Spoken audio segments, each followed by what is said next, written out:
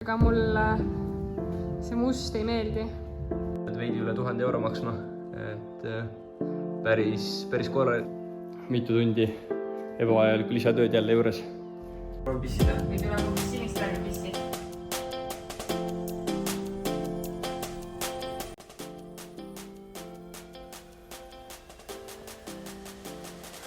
Tere taas. Väike kokkuvõte teostatud töödest. Et meil õnnestus see kättkaabel siia freesitud tsoone sisse saada.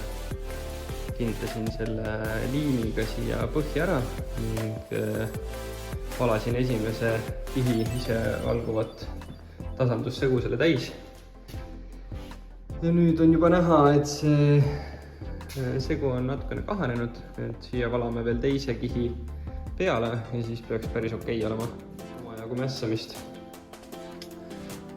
Ja siis järgmiseks proovin kõik ehitustööde käigus põrandale langenud jama põranda küljest kätte saada, põrand ära puhastada, et siis homme saaks juba nakkega ja krundiga üle teha. Üks asi veel, mida tulevastele koduehitajatele mainida, on kindlasti puhtuse hoidmine ja koristamine. Me oleme kelliga üritanud järjepidevalt prügi ära viia, kõik asjad korras hoida, et me ootame seda ka oma ehitajatelt. Ja ma arvan, et nii endal on mõnusam ehitusplatsil viibida, kui ka ehitajatel sujub töö kiiremini ja nendel on ka mõnusam. Aga mida meie oleksime ühe asjana veel võinud teha, on ikkagi kõikide põrandate kinni katmine, et see paar rulli pappi on seda kindlasti väärt. Et loomulikult on meil plaaditud pinnad kaetud ja juba viimistletud pinnad kaetud, aga näiteks kui maaler oli peal, siis ikkagi olgugi, et maaler koristas enamus pahtli ja mustuse maast ära, kuna pärbimise jaoks on seda vaja teha, siis ikkagi on põrandal meeletult palju sodi ja mustust ja sellise pahtli, segu ja kõige muu jäägi koristamine on mega aeganõudev töö. Et mina olen juba teist päeva järjest üritanud vaheldumisi seda mustust põrandate pealt maha koorida nii pahtilabide kui ka noaga, et põrandalune pind oleks võimalikult sile ja kruntimiseks valmis. Aga meeletu aeg ja higi järjekordselt. Et siuke loll töö, mida tegelikult saaks vältida. Et ostke lihtsalt rull pappi. Meil isegi vist on üks rull seisab, et no rull seisab, pane maha. Miks ei kasuta seda? Puhas enda lohakus. Ilusasse pühapäeva õhtusse üks pro tipp veel. Et kui te endale materjali planeerite ja toote, siis mõelge läbi, kus te selle paigutate. Et me oleme näiteks oma põranda parketti pidanud nüüd 3 korda liigutama. Sellepärast, et alguses ehitasime veel seinu, siis tuli maaler, siis tuli plaatija. Igal pool jäid need ette, aga kuna me saime selle meil eelmise aasta lõpus väga hea hinnaga, siis tuli see ära tuua.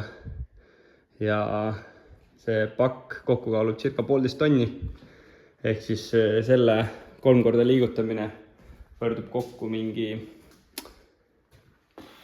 ma ei tea, 3 tundi vähemalt. Ehk siis mitu tundi ebavajalikku lisatööd jälle juures. Aga nii me ju tugevaks saame. Vähemalt parkett on hea. Joosep on kõvasti tööd teinud. Nühkinud. Siin katab isegi 1,5. Mis liigutus sa oled 2 päeva teinud näite?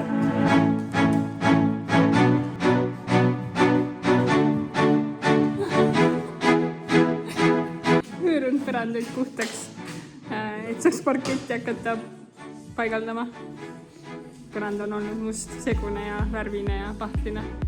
Nii et on siin trenni teinud, nõud ta näitab.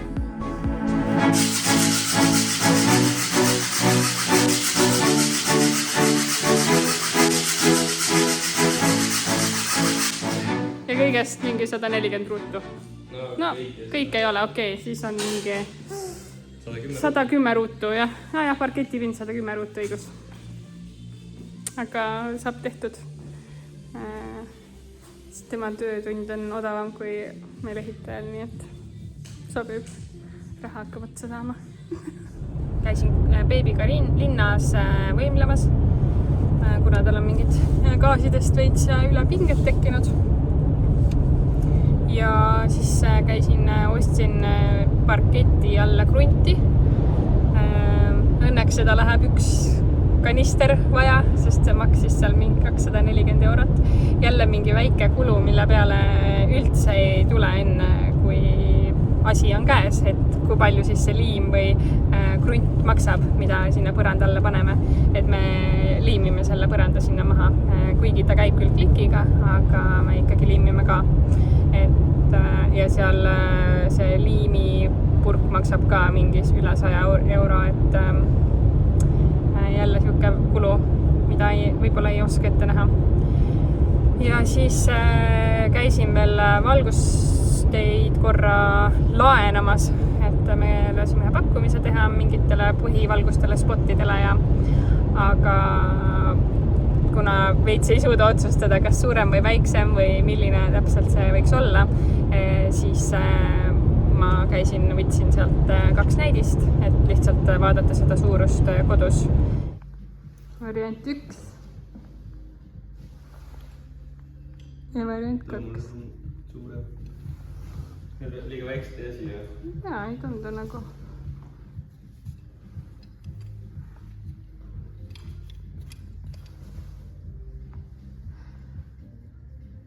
No see on ka okk, aga mulle see must ei meeldi.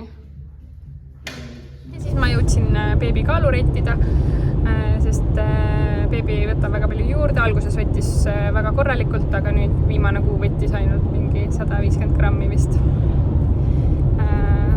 Nii et eks paistab, milles asi võib olla. Ja siis käisin veel raamatupoes, ostsin suuremale lapsele mõned raamatud.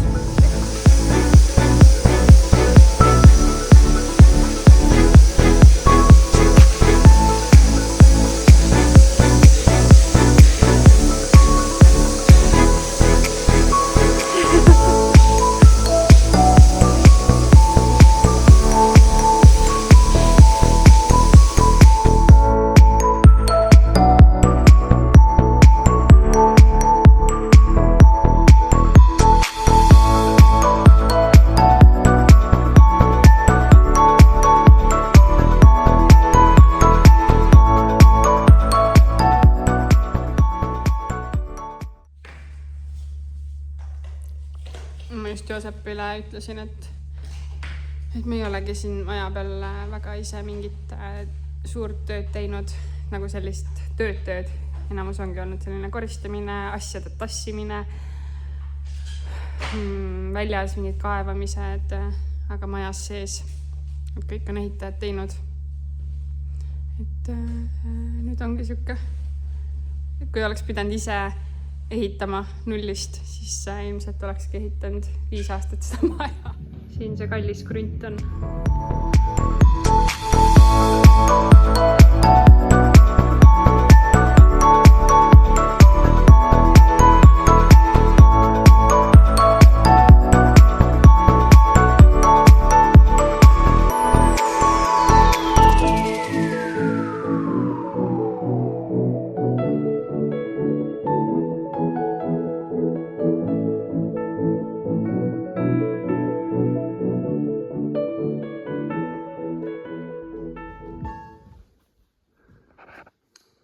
Kannan krunti peale usini tooted, mis olid siis nii-öelda parketi tootja poolt soovitatud.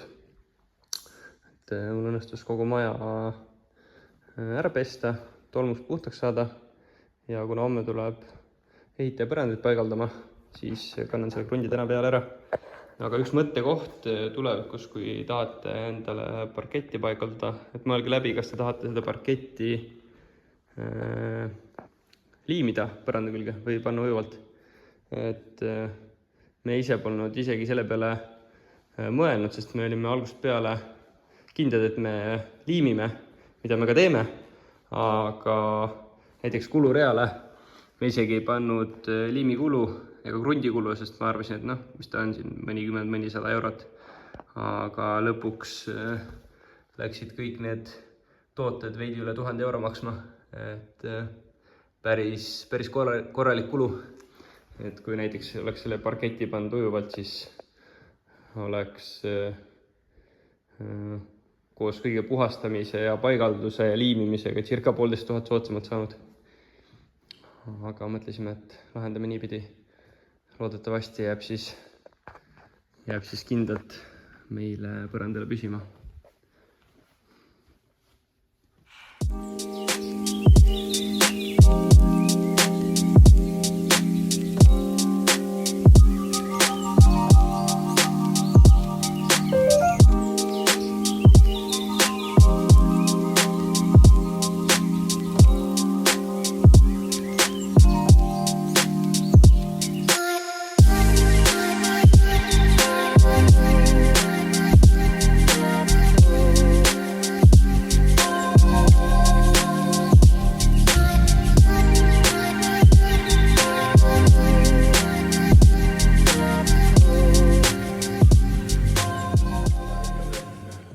No ma tulen teie emotsiooni filmima. Ma ei julge kasvada.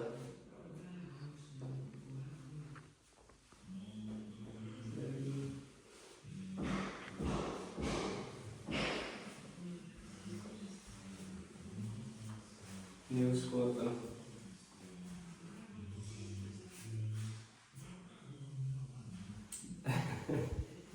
Tundub, et meeldib.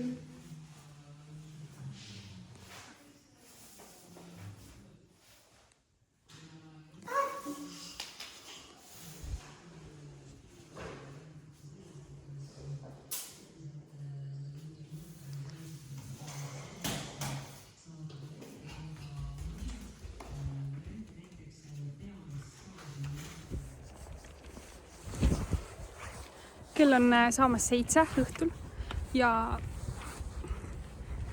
meil saab kohe 3 tuba parketi alla. Et täna oli enamus aega läks muidugi mõõtmise peale, aga meil ehitaja on veel siin ja me käisime ka maja peale, mõõtsime voodid natukene ja põrandaliistu jooksu. Et need on vaja ära tellida, et kui suurt voodit me sinna saame. Aga meil ehitaja paneb hullu, et me saaks nii ruttu põranda. Aga ma kõnnin ruttu koju, et beebiõunne ei jääks, sest tal on vaja veel tüdukat panna selga ja tassida ülesse. Ruttu.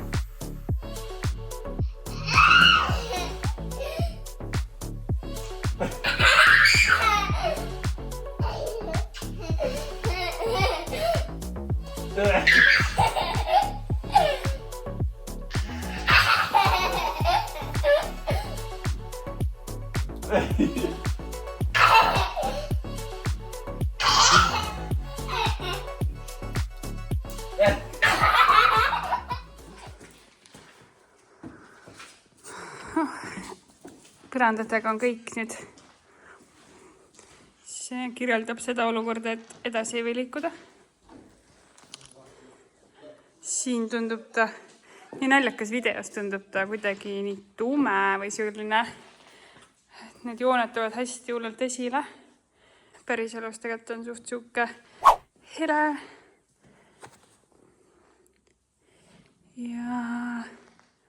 Ja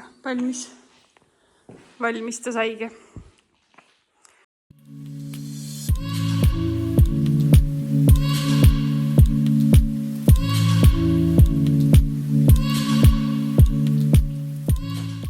Üks väga kehv uudis seoses nende söögitoolidega, mida me nii väga ootasime ja mille tarne oli siin 12 nädalat. Niigi pikka tarne, nii et me tegelikult ju elame juba sees, et eks me siis mingid ajutised toolid oleks võib-olla leidnud. Aga et nüüd me saime selle meili, et need toolid ei jõua enne augusti lõppu. Või ma ei saanud isegi aru, kas nad hakkavad alles siis tegema või on nagu tarne siis planeeritud. Ühesõnaga, et me saaks need suve lõpuks alles kätte. Et kas see sobib? Või me tellime siis nende kaudu uued toolid, mis näevad samasugused, sarnased välja, aga mitte pehme tekstiili osaga. Või siis nad kannavad raha tagasi. Ja ma ei taha muid toole, sest ma olen neid otsinud alates sellest ajast, kui me läksime või elasime seal kesklinnas Küüni tänaval. Juba siis ma tahtsin selliseid toole ja ma otsisin 100 erinevast kohast ja kõik nad maksid seal tõesti nad maksid väga palju. Vahest isegi 400 eurot tükk ja nii edasi ja nii edasi. Ja kui sul on vaja neid 6 tükki, siis ei taha võib-olla välja käia. Ja nüüd me leidsimegi ju väga head toolid. Nad olid tõesti väga mugavad ka arvestades.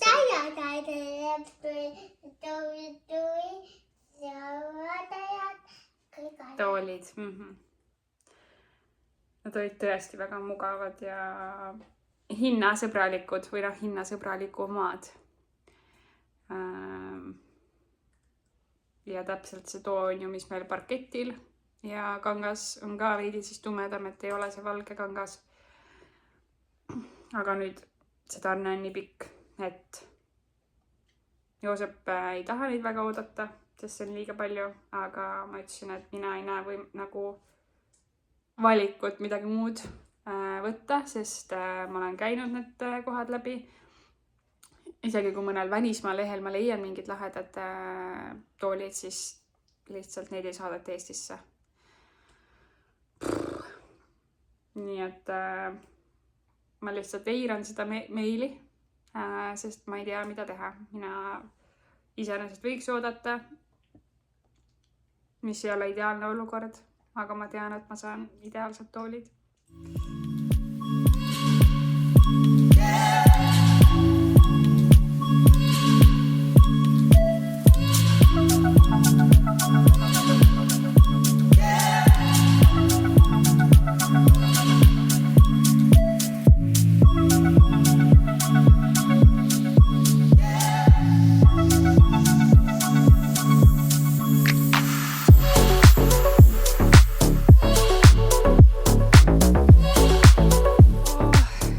Reaalsus hakkab päriselt kätte jõudma või ma ei tea isegi, eks see oli meil juba varasemalt, et me päriselt ehitamegi maja.